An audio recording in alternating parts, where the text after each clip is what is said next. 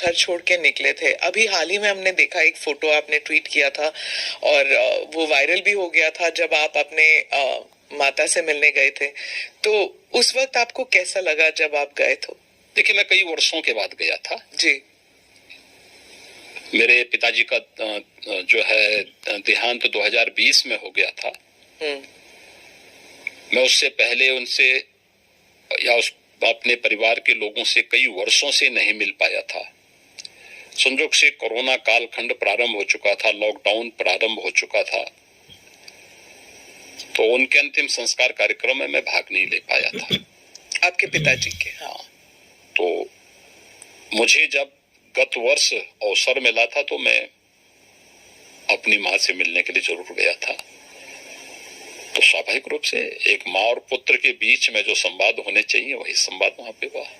आप उनके अंतिम संस्कार के लिए नहीं जा पाए, पर जब वो आपसे मिलने आते थे, आप उस वक्त चीफ मिनिस्टर थे, तो वो एक आम नागरिक की तरह आते थे, सीएम के पिता के रूप में नहीं आते थे। नहीं, यहाँ वो कभी नहीं आए।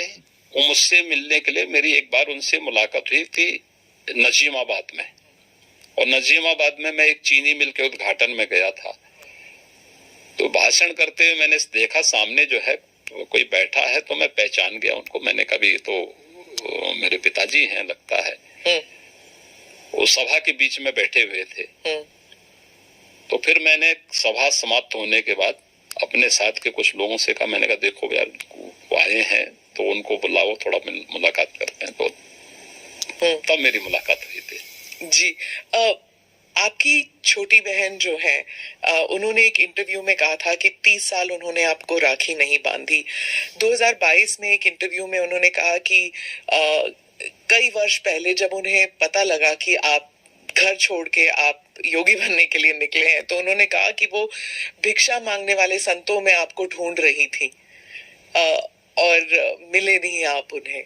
बहुत मुश्किल हुआ होगा ना उन्हें? देखिए, ये सबके जीवन में आता है, लेकिन मुझे लगता है कि इन चीजों को हमें जो है केवल अपने स्वयं के स्मरण के लिए रखना चाहिए, और स्वाभाविक रूप से सबके जीवन में आता है। कई वर्षों के बाद जो है इस चीजें चलती रहती हैं। मुझे लगता है यही जीवन है।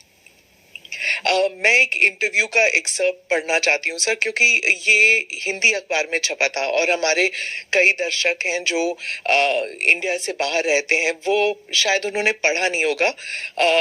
ये पढ़ के मुझे बहुत कठिन लगा जब मैंने पढ़ा, तो कि कैसे महसूस कर रही होंगी वो। मैं पढ़ के सुनाती हूँ।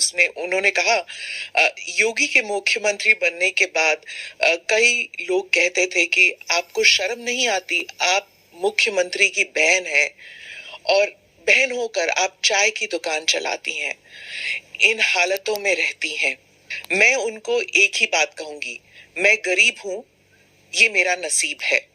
शर्म तब आनी चाहिए जब आप कोई गंदा काम कर रहे हो, किसी के हक का छीन कर खा रहे हो। मैं तो मेहनत करके अपनी गुजर बसर करती हूँ। ठीक बात है। मैं इसलिए पूछ रही हूँ सर, क्योंकि आमतौर पर लोग समझते हैं ना कि चीफ मिनिस्टर हो या फिर सांसद हो, विधायक हो, इनके इर्द गिर्द लोग जो हैं इतने धनी हो जाते हैं और फिर सार्वजनिक जीवन में इसलिए आते हैं कि जो धन कमा चुके हैं उसे प्रोटेक्शन के लिए। और एक ये इंटरव्यू है आपकी बहन का। देखिए, व्यक्ति को कभी भी धन और वैभव संतुष्टि नहीं दे सकती है, और मुझे लगता है कि सबसे बड़ा योगी वह है जो स्वयं की मेहनत से संतुष्ट है, स्वयं के परिश्रम से संतुष्ट है। दूसरों की मेहनत से कुछ प्राप्त करना और फिर उसको छीन लेना, ये तो डकैती है। उसके अलग अलग रूप देख सकते हैं हम समाज में, और मुझे लगता है सबसे निंदनीय कर्म यही है। और यही अंतर है एक योगी और एक सांसारिक मनुष्य में। एक सांसारिक मनुष्य के बारे में शास्त्रों में कुछ बातें कही गई हैं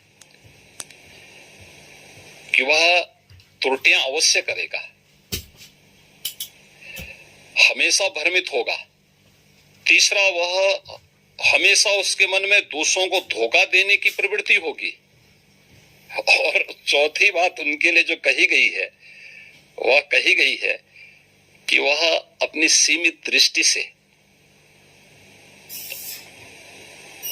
भविष्य का अनुमान नहीं लगा पाएगा। इसलिए जो है सारा द्वंद्व तो इसी सब का है। पर आपकी तो जैसे आपकी तो ट्रेनिंग हुई होगी ना, गुरुजी ने आपको सिखाया होगा। मैं क्या कह रहा हूं ना, लेकिन हम लोग उनका तो कुछ नहीं ना आपके परिवार का। इसलिए मैं क्या कह रहा हूं ना, हर व्यक्ति अपने आप में एक योगी बन सकता है, एक योगी बनने की सामर्थ्य ले सकता है। अपनी मेहनत से, अपने कर्मों से हम जो कुछ अर्जित करें, मैं भी भूखा ना रहूं, साधु ना भूखा जाए, अगर ये भाव हर व्यक्ति के अंदर आ जाए तो फिर यह समग्रता सबकी संतुष्टि का कारण बन सकता है, सारे विवादों का समाधान कर सकता है। जब आप पीठाधीश बने, आपके भारत में और भारत से बाहर भी इतने अनुयायी हैं, तो उस वक्त आपको क्या ऐसा किसी ने कहा कि आप पीठाधीश होके भी तो सार्वजनिक कार्य कर सकते हैं, राजनीति में क्यों उतर रहे हैं? कोई बंधन थोड़ा है, ये कोई बंधन किसी के लिए नहीं है। हम मनुष्य पहले हैं, उसके बाद योगी हैं या सन्यासी है। और मैंने आपको बताया ना कि एक योगी के रूप में समाज के प्रति जो मेरे कर्तव्य हैं, उन कर्तव्यों का निर्वहन करूं मैं। सेवा को धर्म को मैं सेवा का माध्यम बनाऊं, इससे बड़ी बात और क्या हो सकती है? और हम वही कर रहे हैं। तो एक सन्यासी का कर्तव्य क्या होता है? क्या वही जो कर्म कर रहा है अपना, ये चाहे पत्रकार हो या फिर राजनीति? हाँ, हर व्यक्ति कर सकता है, हर व्यक्ति कर सकता है। आप मुझे एक बात बताइए कि सबसे बड़े जो है मीडिया के रिपोर्टर के रूप में अगर आप तुलना करें तो महर्षि नारद ही थे। आप मुझे है थे कि नहीं थे?